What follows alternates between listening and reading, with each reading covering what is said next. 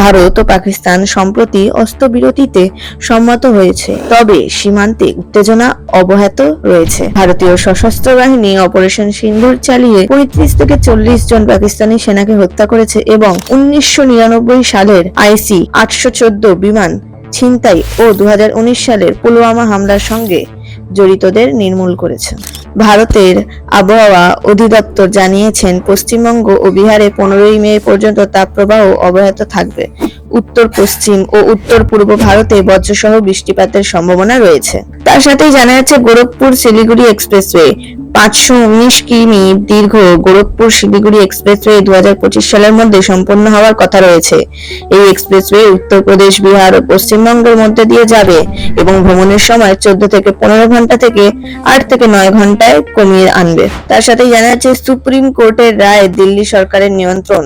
Supreme court রায় দিয়েছে যে দিল্লি সরকার IAS সহ সমস্ত পরিষেবার উপর নিয়ন্ত্রণ রাখবে, তবে ভূমি, পুলিশ এবং আইন শৃঙ্খলা এর আওতা থাকবে না। তো এই ছিল আজকের মুখ্য সমাচার। এরকমই নিউজ আপডেটস পাওয়ার জন্য চোখ রাখুন এসএ নিউজ পশ্চিমবঙ্গ চ্যানেলে। ধন্যবাদ।